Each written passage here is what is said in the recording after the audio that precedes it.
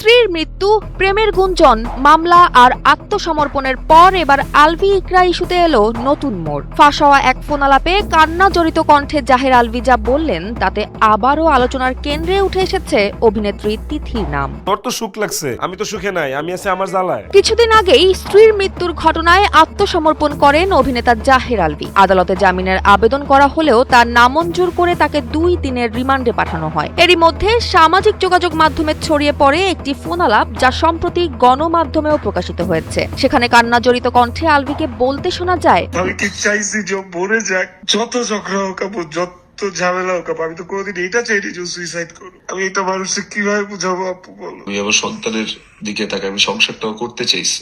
মানুষ এইটারও নেগেটিভলি নিতেছে যে শুধু রিজিকের জন্য সংসার। হ্যাঁ, তো যখন একটা ফ্যামিলিতে একটা সংসারে যখন স্পার্ক থাকবে না, তখন বাচ্চার মুখের দিকে তাকায় সংসার করবো না? আমি ওইটাও চাইছি।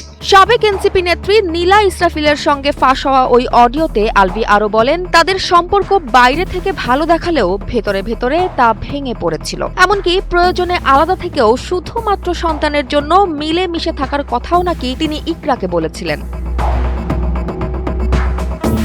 এদিকে ফোন আলাপের এক পর্যায়ে উঠে আসে অভিনেত্রী তিথির প্রসঙ্গ। সেখানে নীলা ইসরাফিল জানতে চান তিথির কাহিনী কি। জবাবে আলভিকে বলতে শোনা যায়, তিথির কাহিনী গ্র্যাজুয়ালি ডেভেলপ হয়েছে, একদিনে হয়নি বিষয়টা। যখন একটা সম্পর্ক ভাঙনের দিকে যায় তখন মানুষ সেই সম্পর্ক থেকে বের হতে চায়। তিথির কাহিনীটা আপু এইটা খুব গ্র্যাজুয়ালি ডেভেলপড হয়েছে আপু, এটা একদিনে ডেভেলপড হয় না।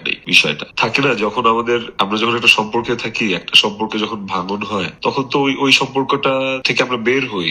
এখন আপু আমি কি বলবো, এটা আসলে আমি বলে বুঝাইতে পারবো না বিষয়টা আপনাকে। আলভির এই ছোট্ট বক্তব্যকে ঘিরেই নতুন করে তোলপাড় শুরু হয়েছে সামাজিক যোগাযোগ মাধ্যমে। তবে উল্লেখ্য, ফাঁস হওয়া ওই অডিওটির সত্যতা আদালতে এখনো বিচারিকভাবে যাচাই হয়নি। অডিওতে নীলা ইসরাফিলকে আইনি পরামর্শ দিতেও শোনা যায় আলভিকে। তিনি বলেন, তোমার এমন মানসিক অবস্থায় কোনো আবেগতাড়িত স্টেটমেন্ট না দেওয়াই ভালো, কারণ তা ভবিষ্যতে তোমার বিরুদ্ধে যাবে। তুমি তোমার আইনজীবীর সাথে পরামর্শ করে স্টেপ নাও।